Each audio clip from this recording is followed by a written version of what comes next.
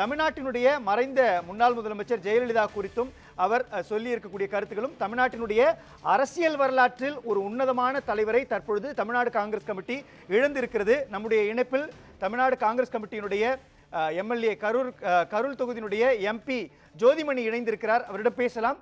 ஜோதிமணி, தற்பொழுது EVKS இளங்கோவனுடைய இந்த இழப்பு தனிப்பட்ட ஜோதிமணிக்கு எந்த அளவுக்கு இழப்பாக இருக்கிறது? கட்சி நிர்வாகியான ஜோதிமணி அவர்களுக்கு எந்த இழப்பாக பார்க்கப்படுகிறது? தனிப்பட்ட முறையில் அவர் எனக்கு ஒரு தந்தையை போன்றவர்.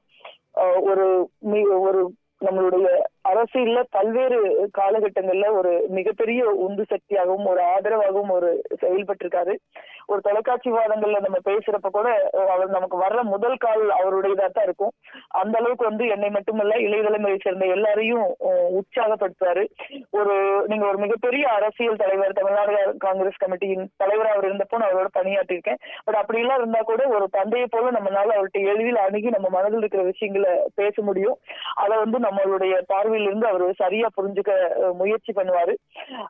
அதே மாதிரி அவர் ஒரு கட்சி, காங்கிரஸ் கட்சி மீதான அவருடைய அர்ப்பணிப்புங்கிறது ஒரு அன்பார்லா இருக்கக்கூடியது. அதனாலதான் காங்கிரஸ் கட்சியின் தொண்டர்கள் அவர் மீது ஒரு மகத்தான அன்பையும் மரியாதையும் நம்பிக்கையும் அவர் மேல எப்பவுமே வச்சிருப்பாங்க.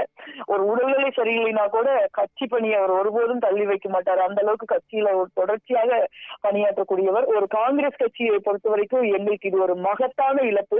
ஒரு மலையே சாஞ்சு மாதிரி தான் இதை சொல்லணும். இந்த இழப்புல இருந்து நாங்க அவ்வளவு சுலபமா தமிழ்நாடு காங்கிரஸ் கமிட்டி நாங்களும் தொண்டர்களும் மீண்டு வந்துட முடியாது.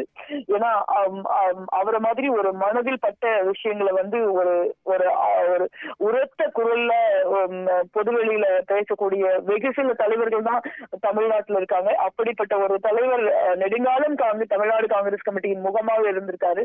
அவருடைய இழப்புங்கிறது இன்னைக்கு ஒரு ஈடு செய்ய முடியாத ஒரு இழப்பு தான், ஒரு மிகப்பெரிய துயரம் நான் நினைக்கிறேன்.